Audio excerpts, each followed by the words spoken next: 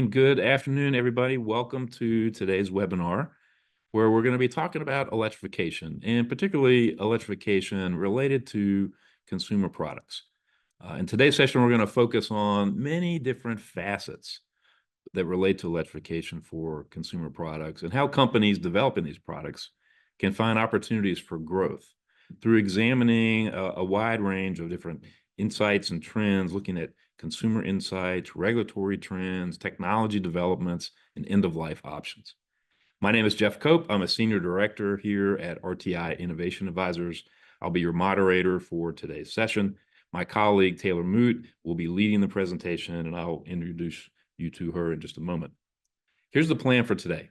I'll kick us off with a couple slides about RTI so that you have a sense for who we are and the types of work that we do in this space. Taylor's going to lead us through the main material for today's session, and then we'll have a brief Q&A session at the end. In that Q&A session, we're going to answer some of the questions that were provided to us in advance. Thank you for those. And any questions that come up during the session. So please use that Q&A function in the webinar, share those questions with us, and we will allocate some time at the end to address those as best we can. So let's get started. Let me start with, next slide, please, Shane.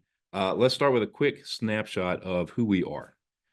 RTI International is a global, independent, nonprofit research institute dedicated to improving the human condition. We have 6,000 people deployed all around the world, and we conduct over $1.2 billion in contract research services on an annual basis. Taylor and I are part of an innovation and sustainability consultancy within the institute called RTI Innovation Advisors. We help organizations, think large companies, federal agencies, universities, foundations. We help these organizations innovate to shape a better future. We do that by conducting custom research and advisory projects that help turn insights into new strategies, new products, new services, or technologies that can have a meaningful human and business impact. As you'll see today, electrification is a very complex space to navigate. And so it's a great example of the type of work that we do, helping clients stay abreast of emerging technology developments in batteries and motors and sensors, helping build strategies for interpreting regulatory trends, understanding consumer perceptions toward adoption, and other main drivers and influence of change. Next slide. Our perspective on innovation and sustainability is always grounded in science and data, as well as in the rich real-world experience that we gain through thousands of engagements with clients across different sectors and industries. Through this body of work, we have a lot of experience with today's topic, but you can see that we also work extensively across the sustainability spectrum to empower our clients to find answers to complex technical and strategic challenges, and to help them build more innovative, resilient, sustainable futures. Next slide, please. We have a number of experts at RTI working across electrification and decarbonization related challenges. We have a few of those experts highlighted here on the slide, and I'm really excited that we have Taylor Moot with us today to walk us through this fascinating topic. Let me introduce you to Taylor. Taylor Moot is an innovation advisor with a focus on electrification, sustainable energy, and decarbonization. Leveraging nearly a decade of experience in new technology research, development, and deployment, Taylor primarily focuses on accelerating market penetration for emerging technologies by uncovering fit-for-purpose market opportunities. With growing global interest in electrification, Taylor helps clients understand the trends and forces influencing adoption of consumer products, and she identifies relevant battery advances for clients' products. Prior to joining us here at RTI, Taylor worked as a product manager at a startup, was a postdoctoral researcher at the National Renewable Energy Laboratory, and received her PhD in materials chemistry from the University of North Carolina at Chapel Hill. Taylor, thank you for being with us today. Hi, everyone. Thanks so much for joining us today. And Jeff, thanks for the kind introduction. Let's move on to the next slide and get into the weeds of what we're here to talk about. So here we really want to talk about electrification and how it can, this mega trend of electrification, how can it be influencing or impacting consumer products? But first, let's set some context of what are we even talking about?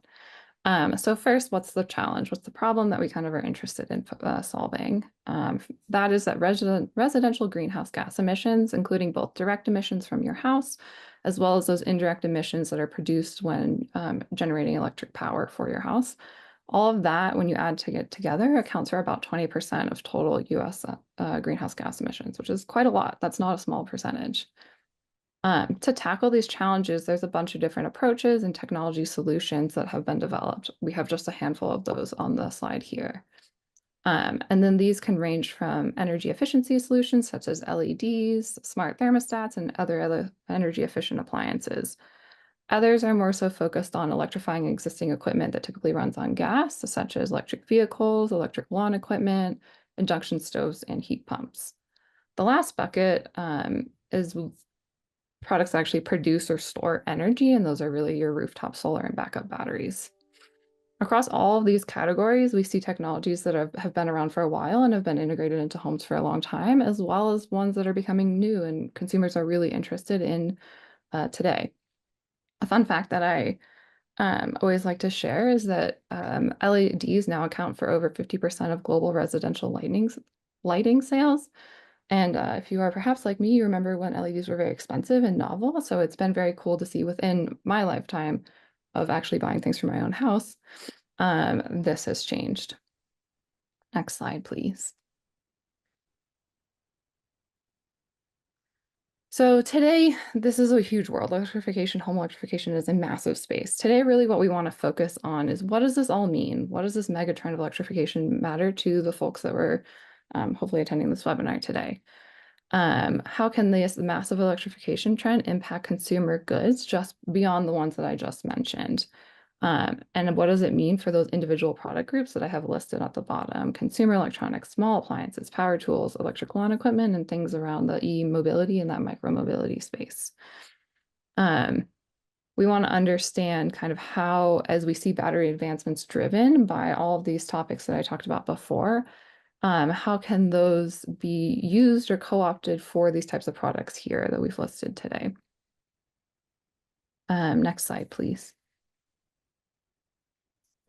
To begin to grapple with and answer these complex questions about the direct or indirect impacts of electrification on those product groups I just talked about, we like to use holistic frameworks such as STEEP.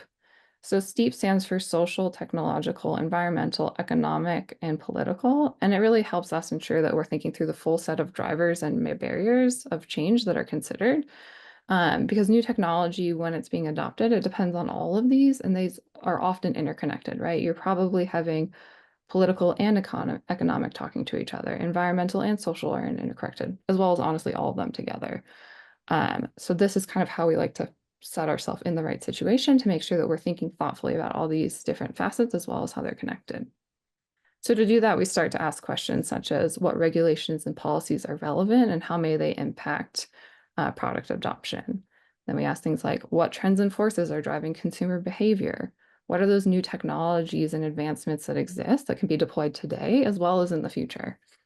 And then how are those macroeconomic forces impacting outcomes? And last, but definitely not least, what do I need to consider to make sure my product truly is sustainable and is seen as sustainable?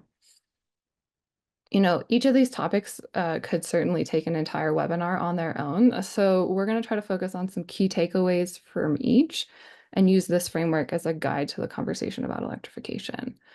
We're going to go through a lot of content, so be prepared, but please put any questions you have in the Q&A, and we'll do our best to answer them towards the session at the end. Next slide, please. Okay, so let's get into it. I think we first want to start with social and really delve into understanding what is driving that consumer behavior.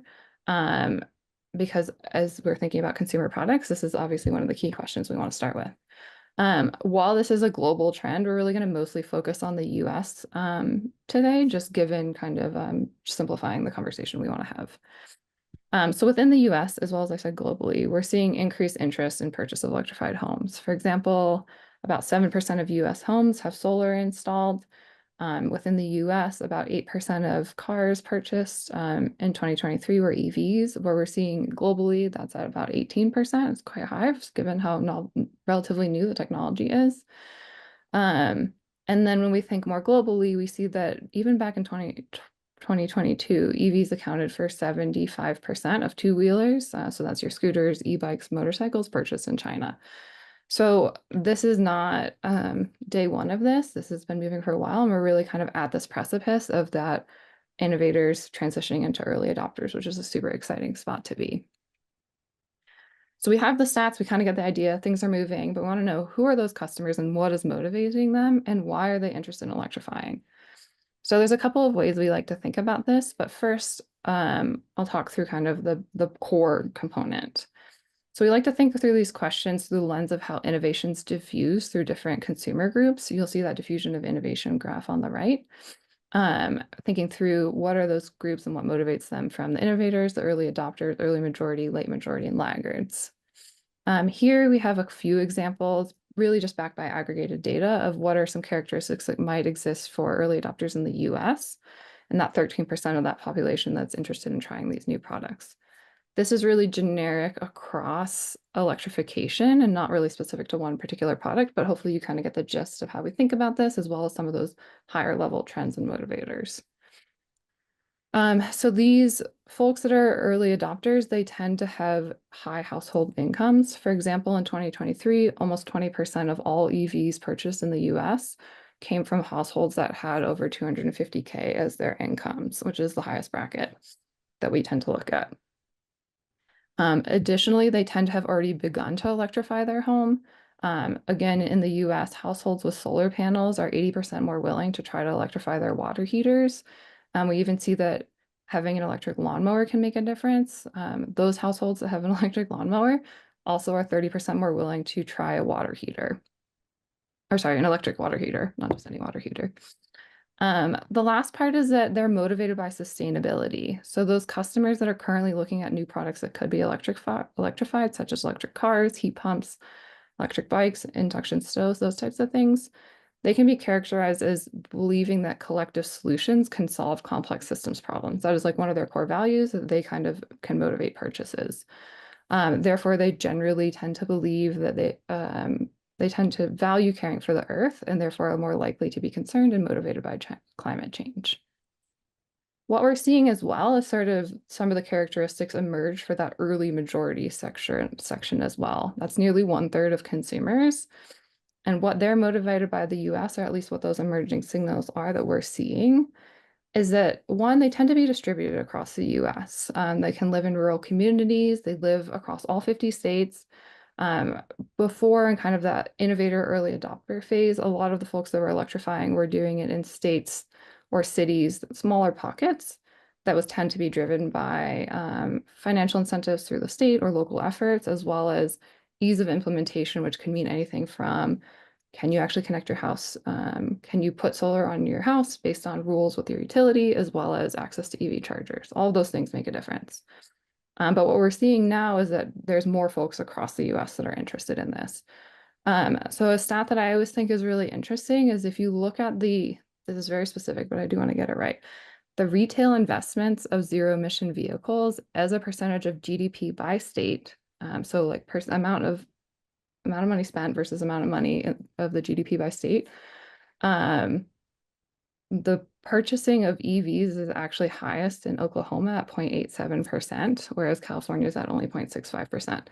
Not really large numbers, but you start to see that if you look at states across different ways, you see that there are emerging areas that are very interested in electrifying their vehicles. Another interesting detail is that on a per capita basis, Alabama actually has the highest investment of heat pumps, and Maine has the highest investment of residential solar and backup battery systems. So when we start to look at this, we start to see that beyond the maybe states that you think of as first adopters, folks there are really interested in getting in on this trend. Second, they have a multitude of values that are motivating them to make these purchases. Some segments are certainly motivated by sustainability, as I talked about previously, but we're also seeing that consumers who are motivated by kind of clean and natural living, That is the desire to make sure their house is under control, safe, and clean from all kinds of threats and contaminants. They're increasingly seeing a value in home electrification as well. So we're really starting to see that broadening of interest. Next slide, please. All right, to delve a little bit deeper, again, that was very high level. And one of the things we like to do is we like to create a bit more product specific personas to better understand that exact specific customer segment, those motivations and behaviors that they tend to have. I'm just going to run through this really quickly, but what we tend to do for these is we create them off of secondary research, interviews, survey data, and this is a very simplified version of what they would actually look like. But we like to include things such as age, income, leisure activities, history of electrification, future electrification plans. Again, while not shown here, we also tend to look at things like types of employments, worries and concerns about electrification, highest level of education, family size and format. All of this can come together and really give us a lot more of a detailed understanding of what the motivations are across those segments, beyond kind of that higher level view that I showed before. Next slide, please. Okay, so we've talked a bit about who, and again, going fast, so add some questions if you have them. And now we want to dig into a little bit of the why and how. So why are consumers translating what are typically longer held beliefs into purchases today? And how are those larger macroeconomic forces and policies accelerating or in some cases hampering this? So again, mostly focusing on the US here. What we're seeing is that policies across the national, state, and local levels are being designed to increase electrification of households. So what we do is we like to think about how the political economy and that enabling environment can help characterize the likelihood of changes of practices and policies that could impact electrification. So here we like to think about, again, as I said, the national, regional, state, and city level, and then kind of understand how that works. For brevity, I'm just going to talk through a couple of examples. There's obviously a lot, and there's a lot of new news that we've had that will change this, and we can certainly talk about that in the Q&A. But for now, I'm going to, again, keep it pretty high level. So at the national level, I think many of you probably are aware of this one, the Inflation Reduction Act, or the IRA. It was passed in 2022, and it was one of the largest investments in energy and climate that the US has ever made. Includes a massive range of tax credit for consumers, including for EVs, residential solar, backup batteries, as well as residential energy efficiency measures, such as like better insulation, better insulated windows, those types of things. In 2023, or recently, the US Treasury released data for 2023 that showed that over 3.4 million families claimed over $8 billion in residential tax credits. The Northeast received the most for energy efficiency, and the Sun Belt, so Nevada, California, Arizona, New Mexico, Texas, and Florida, took the most for that clean energy tax credit, so that solar on your roof kind of thing.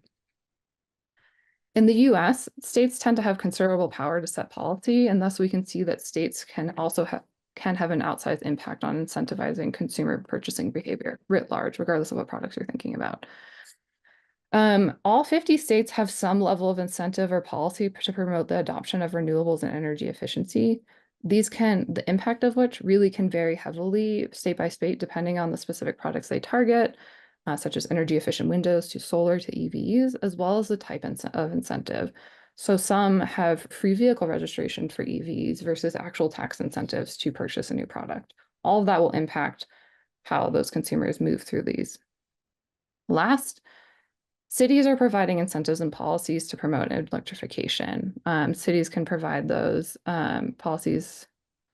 Cities can often create policies and incentives faster than states can, and thus can be some of the first entities to, in fact, push for policies or incentives that drive these adoptions. And when we look, about 50% of cities within the US have net zero targets, either enacted or proposed. So this is a trend that we're seeing across all levels of government in the US. Next slide, please. So shifting gears a bit and kind of thinking about that political and economic components at a more global perspective, we certainly know that policies and incentives have impacts and implications beyond just consumer purchasing behaviors. What we're seeing is that there's been a lot of policies that have been driving manufacturing of batteries. So global manufacturing capacity for batteries has taken off recently. There are tons of gigafactories being announced, far outpacing the expected demand. So the Inflation Reduction Act has caused over 1,300 gigawatt hours of new battery production capacity to be announced just in the US.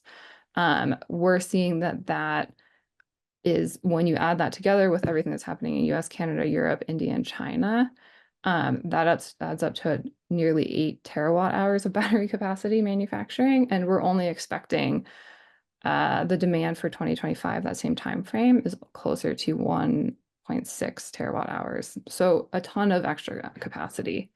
And what that can end up meaning is that while not all of it will be built, of course, that extra capacity is going to start to drive down costs and squeeze margins. Already, we're seeing that Chinese battery manufacturers are announcing that they can sell batteries at below that $60 per kilowatt hour by the end of this year. Next slide, please.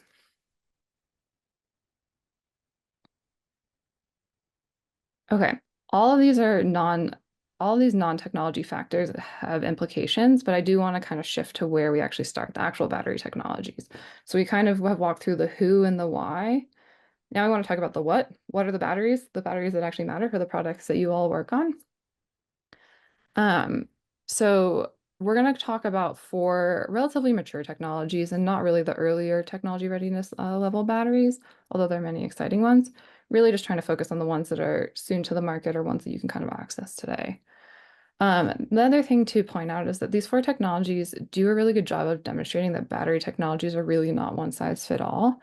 Choosing the right battery technology for your product is going to vary significantly by the product size, scale, what the demands of the consumer are, power demands, safety concerns, cost sensitivities, all those things.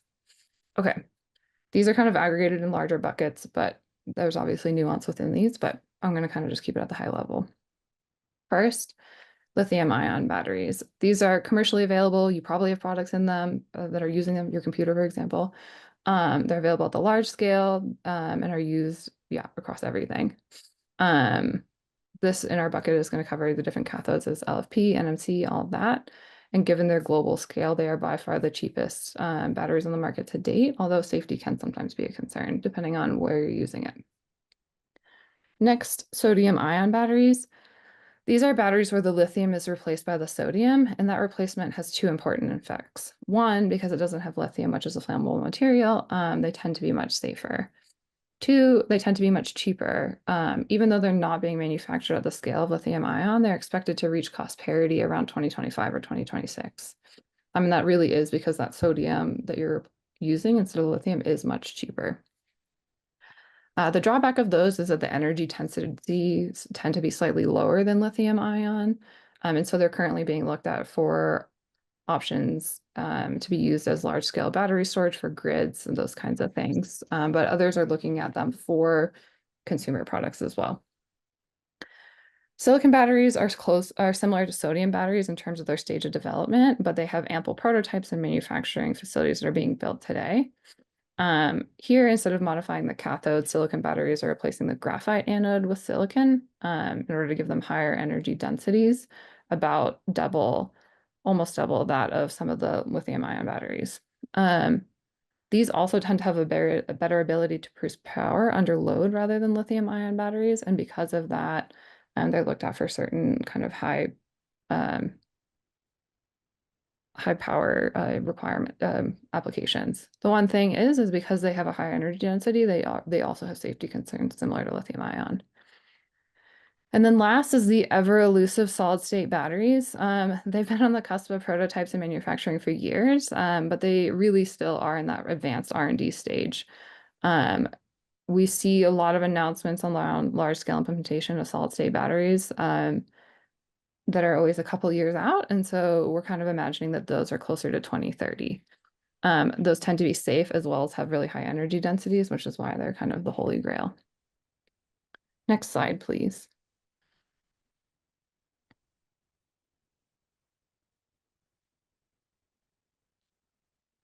Okay, so when we think about kind of what's going on, even though sodium batteries, silicon batteries, and solid state batteries are not really widely available, we're already seeing examples of consumer product brands announcing partnerships or for future product launches with these new battery technologies. So for silicon, we're seeing this across consumer electronics, small household appliances, power tools, and e-mobility. They're all thinking about silicon batteries to take advantage of that high energy density to help to help decrease the product side, improve battery life, and or that power demand. So for example, Whoop, the fitness tracker band is working with Sila Nanotechnology sodium ion batteries for their new fitness tracker, enabling them to use smaller wearables while also enabling additional features around health monitoring. For solid state batteries, many companies in consumer electronics, home appliances, and e-mobilities have made announcements over the years about plans to integrate solid state batteries into their products. Although we don't have great examples of success quite yet, the one thing we do want to call out is that the Swiss e-bike company Stormer has released a prototype that uses solid state batteries to increase the safety and enable fast charging. Last is sodium ion. Like I said before, it really is focused kind of on achieving the market within grid backup storage, but we are seeing that it is being explored in some of that lighter equipment. So we're seeing partnerships with United Airlines to trial sodium ion batteries to electrify airport ground transportation, as well as electric forklifts on the smaller scale. So we'll see how that works and kind of if that is a good fit. So while these product categories might not be directly relevant to what you're focused on, what we really find is that looking closely at what's happening across adjacent industries or product categories can provide those useful insights into potential technologies and solutions that could be right for your product, maybe closer to tomorrow rather than today. And so that's why we like to highlight these and kind of watch these spaces. Next slide, please. So battery chemistry gets a lot of attention, and as a chemist, it is my favorite part to think about, I will not lie. But it is one component that impacts the performance of electric or battery-powered equipment. And it is really important to consider innovations across the entire product design itself. So this can include things like battery management systems, heat management, charger design, battery pack design, wireless charging, as well as hot swapping. So just to kind of highlight a few of these and what's going on. I think heat management comes up a lot because it is one of the biggest challenges for fast charging and kind of continued use. Um, Products are being designed to dissipate heat either through the material choice within the battery package itself or the use of fans integrated into the product design itself. And brands such as Granger are really looking at this for power tools. And so we are seeing that things beyond the battery are being considered for as core innovations in these new products. Next slide, please. So again, fast and furious through the technology, ask questions if you have them. But what we want to spend a little bit more time on is thinking about the environmental component. Batteries themselves can enable so much amazing opportunities in terms of new product development, new product design, consumer enjoyment, as well as helping to decarbonize products. But without that environmental component, we want to always make sure that we're designing things thoughtfully and carefully such that our aspirations for sustainability are carried through the entire way. So for batteries and battery equipment, of course, there's a lot of concerns such as mineral sourcing, mining practices. We're really going to focus on circularity today. So circularity here means designing products such that they can be repaired, reused, and or recycled. This is especially important for battery power technologies, given the maturity and success of battery recycling. And interestingly, while there are so many amazing companies working on novel and advanced ways to do better battery recycling, a lot of the challenges, especially at the consumer product level, is actually about collection and the economics. So it starts to mimic a little bit more of what we're seeing in terms of plastics recycling, in terms of where are those key barriers for consumers. So again, collection and those associated economics are the biggest barriers for battery recycling. And we'll talk a little bit about kind of how folks are engaging with each of these. So when we think about all these things, to be able to recycle your batteries and to make sure that folks can actually collect them, the product needs to be designed for circularity. So it has to be designed such that batteries can be safely removed and recycled by end of life. It could be by the consumer, it could be by folks with a more technical understanding that are more capable of doing those things. But what we're seeing is examples of these are starting to emerge. The battery packs used in the Kia EVs seem to have been designed to enable repairability, which is really great. and a really important step towards that circular goal that we're all working towards. Next, once you've removed the battery, you need to be able to actually access that recycling infrastructure and collection. Currently, there's about 750 electronic recyclers in the US, although 7 states have none. Collection and the associated consumer education really is key. The EPA is currently convening workshop sessions to inform the development of best practices for state, tribal, and local governments to collect those end-of-life batteries for recycling. And DOE has provided funding to Staples and Batteries Plus to collect the batteries from consumers. So being able to go to you certainly can't put it in your recycling bin at your house. So being able to go to what is hopefully your closest Staples or Battery Plus is an opportunity for it to decrease the barriers for consumer recycling. Last, companies have been taking more and more direct action through partnerships to help ensure that the batteries from their products are in fact recycled. For example, companies like Still and other e-bike companies are working through the program, have partnered with Call to Recycle to ensure that their batteries are in fact recycled. For example, those e-bike companies have put together a program called People for Bikes that will help collect batteries from e-bikes and make sure that they get recycled. On the Still case, they voluntarily fund participation in Call to Recycle's rechargeable battery program to make certain that every battery sold in the US by them in the US has a prepaid end-of-life solution. So again, looking at all the different facets of the barriers to make sure that collection is made easier and the consumer is able to play a role in that. Next slide, please.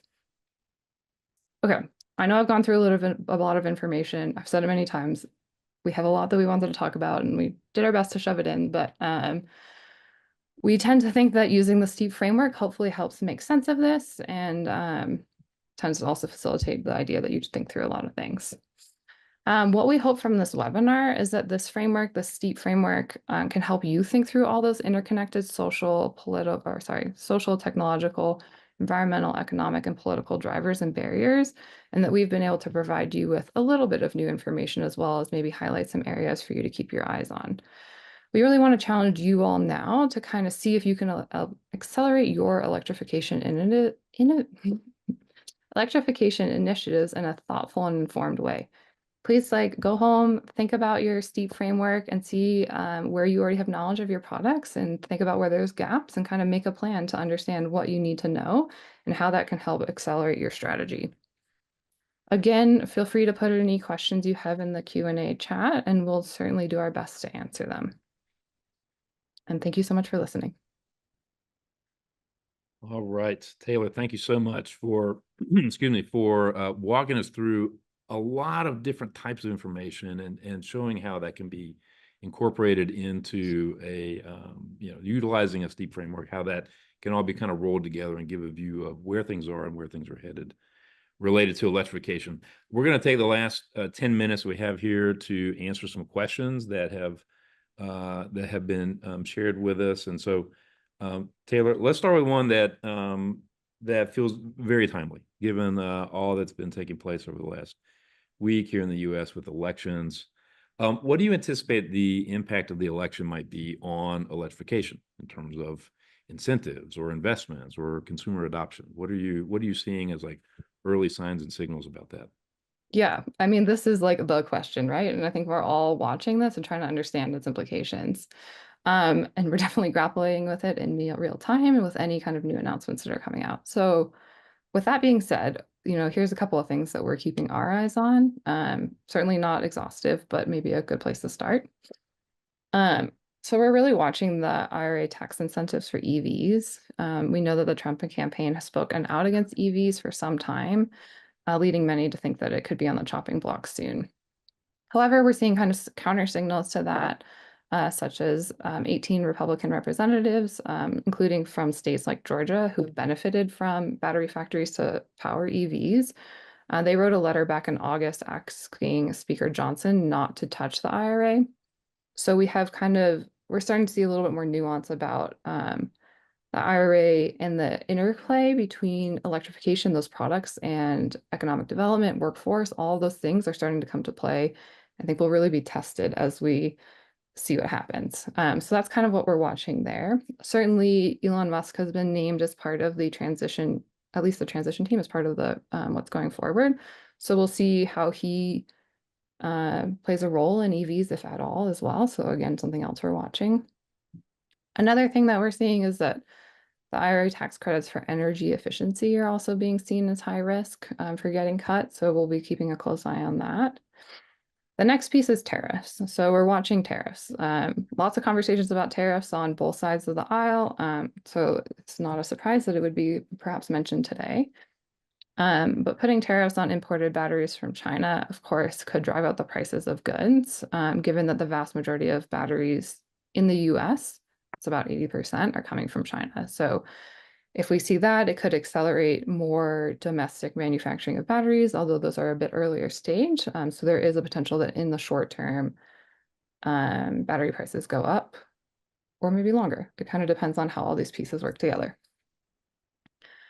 The other thing to think about is this is really all at the national level, but as I kind of mentioned before, and I want to really emphasize here, a lot of what's happening for electrification and especially for consumer incentives, a lot of that is happening at the state or regional level. So states are looking at this, regional at the utility scale is looking at this. They are many areas are driven to electrify for a lot of variety of reasons, everything from sustainability, global warming to energy resiliency. Given that a lot of those are set already, we kind of don't expect those to change too much. That being said, we will certainly see what happens. A lot of moving parts Yeah. to monitor there. Yes, thank you for thank you for sharing your thoughts on that.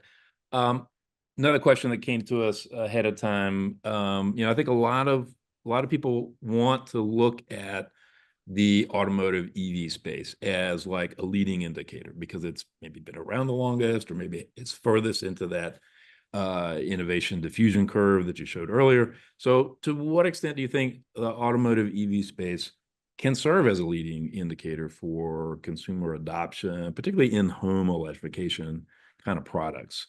Love to Yeah. hear your thoughts on that, as well as what are you seeing or interpreting from that space at the moment?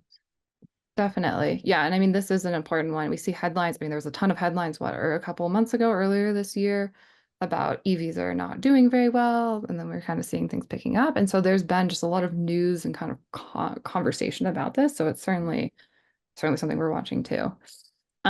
So I think adoption can give you a lot of information, but you really need to know what you're looking for. As a blanket whole, I think it can kind of give you general ideas, but it's going to be so integrated with the economy, as well as people's interest in buying EVs. All of these things matter. Did their favorite car maker model, did that come out with an EV? Like those are all the things that are kind of at that macro level that are important, but it can be kind of hard to pull specific trends to your product from that.